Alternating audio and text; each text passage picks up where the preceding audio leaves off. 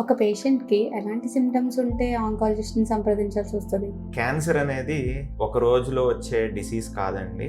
అది చాలా రోజులు బయటపడటానికి ముందు మన బాడీలో ఉంటుంది. ఉన్నప్పుడు కొన్ని సింప్టమ్స్ ఉంటాయి. ఆ సింప్టమ్స్‌ని ఇగ్నోర్ చేయకుండా డాక్టర్‌ని కలిస్తే ఎర్లీగా డయాగ్నోస్ అయ్యి ఎర్లీ ట్రీట్మెంట్ స్టార్ట్ చేయొచ్చు. బాడీలో ఎక్కడైనా కొత్తగా గడ్డ రావటం, కణితి గాని, గడ్డ గాని, ఎగ్జాంపుల్ బ్రెస్ట్‌లో ఒక లంప్ రావటం గాని, యూరిన్‌లో రక్తం రావటం గాని, మోషన్‌లో రక్తం రావటం గాని, అంటే 1-2 వారాల్లో తగ్గిపోయినాయి అనుకోండి, దాంతో మనకి ప్రాబ్లం లేదు, దాన్ని పట్టించుకోవాల్సిన అవసరం లేదు. ఎక్కువ కాలం పాటు ఈ సింప్టమ్స్ ఉంటే మనం ఒక ఆంకాలజిస్ట్‌ని కలవటం మంచిది. తర్వాత దీర్ఘకాలంగా నొప్పి లేని పుండు, ముట్టుకుంటే రక్తం వచ్చే పుండు మనం ఇగ్నోర్ చేయకుండా డాక్టర్ని కన్సల్ట్ చేయాలి.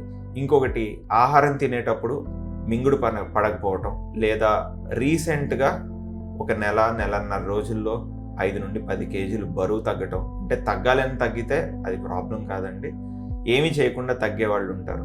దాంతోపాటు ఆకలి అనేది కంప్లీట్గా లేకపోవటం, మెనోపాజ్ తర్వాత రీసెంట్గా బ్లీడింగ్ మళ్ళీ స్టార్ట్ అవటం కానీ, ఇలాంటి లక్షణాలు ఉంటే ఆంకాలజిస్ట్ని కలిసి స్క్రీనింగ్ చేయించుకోవడం చాలా important. Early diagnosis, early treatment, ఇవన్నీ will lead to cancer can be cured. Thank you.